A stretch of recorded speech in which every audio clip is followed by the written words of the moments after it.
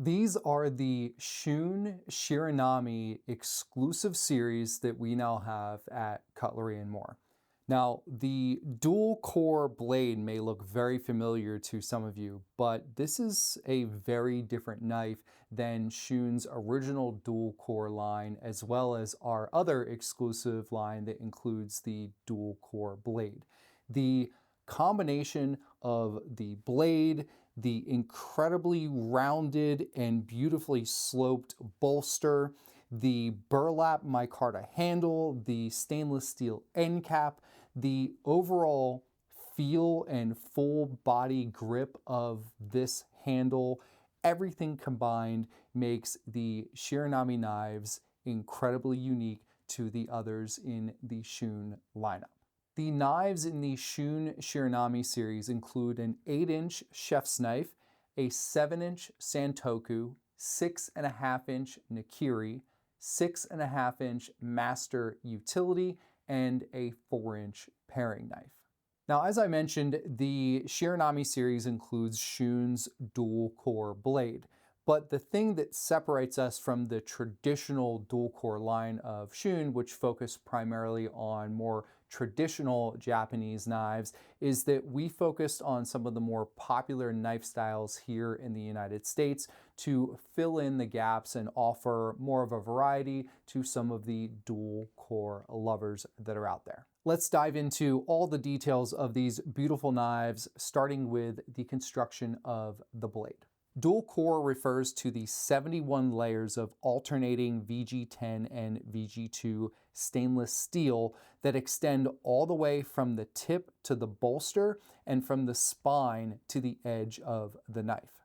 The welding and forging of the steel create wave-like Damascus layers, which give the steel a much finer grain compared to other types of knives. So it's the aesthetics of the dual-core layers that inspired the name Shiranami, which translates to white-capped waves. And when you look at the blade as it moves in different lighting, that's where you can really see that mirror-polished Damascus finish, creating that wave-like effect. Now, if you were to compare the blades to the original dual-core line as well as our other exclusive line that has the dual-core blade, you'll find that the blades of the Shiranami series are a bit lighter, but they are just as sturdy and durable as the other dual-core series. All the Shiranami knives have a Rockwell hardness of 60 to 61, and what's great about that type of hardness is that it's great for edge retention without being too hard that it's near impossible to sharpen on your own. So if you're familiar with using a whetstone at home, you can easily sharpen these without going at it for hours at a time, or you can simply get them sharpened by your local knife sharpener and they will easily be able to bring these back to life. But to prevent having to sharpen your knives as often, be sure to hone them after each use or at least after every couple of prep sessions. The other thing that's great about this Rockwell hardness is it's much more forgiving compared to harder Japanese steels. For example, if you like doing the rock chop and mincing and maybe occasionally going like that with your blade on the cutting board or torquing, or if you hit a seed in an apple or an avocado, which most likely you do hit seeds and avocados, the thing that's good about a 60 to 61 Rockwell hardness is you don't have to worry about the possibility of chipping or cracking the edge of your knife. Moving down from the blade into the bolster, this is where the Shiranami series really starts to stand out compared to some others in the dual-core lineup.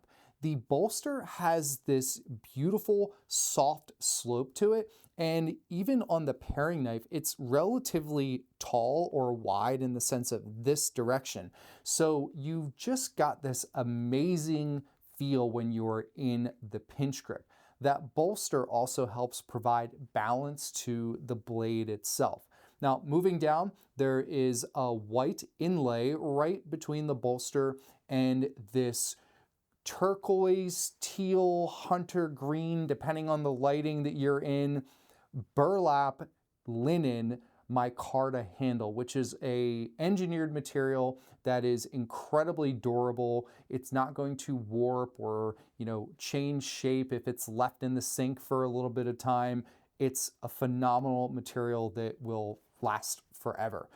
The handle itself has this nice curvature in the center that widens out at the end cap, which is stainless steel with the Shun kanji logo.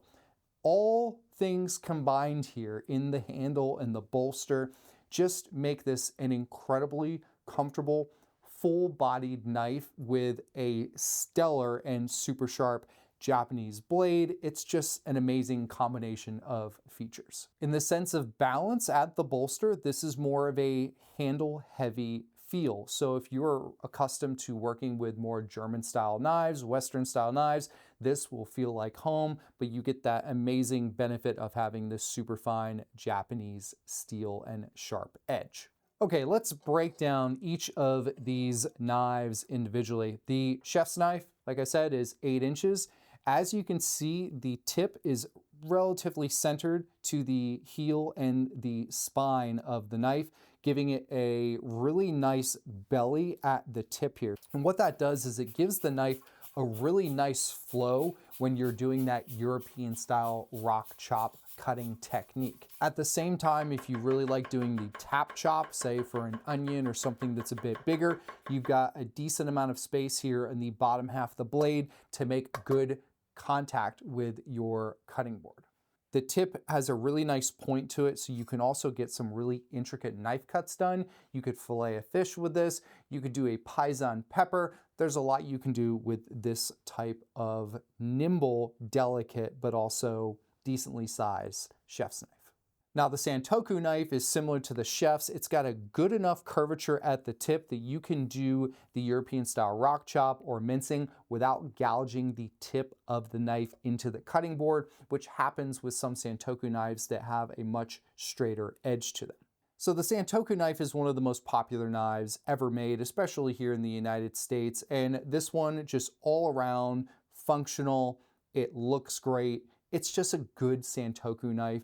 And because of the blade curve, you can still do a tap chop with the tip or with the base of the blade here, making good surface contact with your cutting board. Now the Nakiri is much more traditional in the sense that the edge is darn near straight, except for the very tip there, there's a little bit of a curve. Now with that straighter edge, this knife is fantastic for the tap chop or the push chop and slicing. Now, if you do want to use this for the rock chop or if you're mincing, you can, but you don't want to be using it with things you're coming really high off the cutting board at the base because it's not quite as curved as the chef's or the Santoku. But if you need to get a really, really fine cut of some scallions or green onions or chives, or if you want to do a basil chiffonade, this is fantastic. Now, another thing that's awesome about this Nakiri, because of the way the edge hits at the tip, you can use the tip of this without angling your wrist up really high. So when you need to cut something like, say, tomatoes, and you don't want the tomato to stick, if you cut at this angle upward, you can see that the blade goes through without allowing the tomato to stick, and it's a lot more comfortable for your wrist. Another thing with the Nakiri is if you do like a perfectly balanced knife, you can see here right at the bolster, this is totally level. I have over 250 knives in my collection and very few are paring knives. And the reason why is because I prefer utility knives over a paring knife, because basically everything that a paring knife can do, a utility knife can do, but it's usually not the other way around, of course, depending on the size and shape of the utility knife. So whenever I'm using a paring knife, I go right for the pinch grip, but it feels very awkward. So I end up with my finger on the side, or sometimes even my thumb at the top here, or I'm holding it like a hammer, which you're not supposed to do. And I just don't prefer the feel of a paring knife until this one.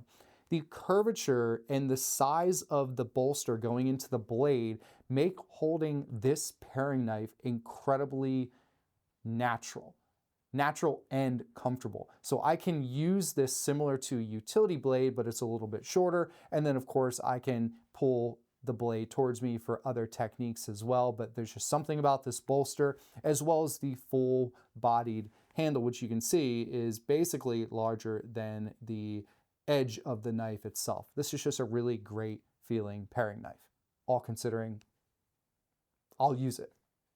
I'm actually gonna, you can even see, I don't even have any paring knives behind me, but this one will end up back here and definitely in the knife block downstairs in my kitchen. And last but not least, which I think is going to be the star of the show in this lineup, is the Shun Shiranami 6.5-inch Master Utility. This knife is awesome. It is kind of a hybrid between a K-tip or Kuritsuke tip Gyuto meets a bunka, almost meets a chef's knife Nakiri hybrid. It's just fantastically shaped. I love it. And you can use this for everyday prep. You could break down a chicken. I could prep an entire Thanksgiving dinner with just this blade. The shape itself is big enough that you could prep all your veggies and plenty of meats. You can get a good tap chop in because you have knuckle clearance here from the edge of the heel there. The bolster feels great. You can get a nice flow with the rock chop, tap chop, push chop. It has this really nice pointed tip like a bunka. So when it comes to doing more sideways and intricate cuts like a paisan pepper, or if you are cutting up avocado on an angle or whatever you're doing, there's a lot that you can do with this tip. Not that you can't do that with the chef's knife, but what's interesting about this is the angle. You can see that the tip of this one falls closer to the cutting board, so when you do need to use it, your wrist isn't out like this. You can just basically keep your wrist in a more natural type of position when you're using it at a weird angle or off the cutting board. The handle itself is closer to the size of the Nakiri. It's smaller than the chef's and the Santoku, but it's still full-bodied. If I could only use one of these knives, this would be it. And I don't mean to steer you in one direction or another. I just have a thing for utility knives, which you will learn as you watch our videos. I love them, but this is just an awesome, awesome knife. Well, there you have it, folks. This is the Shun Shiranami series that is exclusive to us here at Cutlery and More. Be sure to like and share and subscribe and all that jazz and the things you do with these videos. We would certainly appreciate it. And you can go check out our Shiranami series as well as our other exclusives at cutleryandmore.com. One more thing. For over a decade, I said shun like fun. In fact, I probably even said it in this video and I might have to edit it out. And it wasn't until recently that someone said, actually, it's Shun like moon. So if, like me, you mispronounced this brand for a very long time, don't feel bad. I did it since culinary school until a couple months ago. So that's that. Shun like moon. Anyway, I'm Chef Brandon with Cutlery and More. Thanks for tuning in.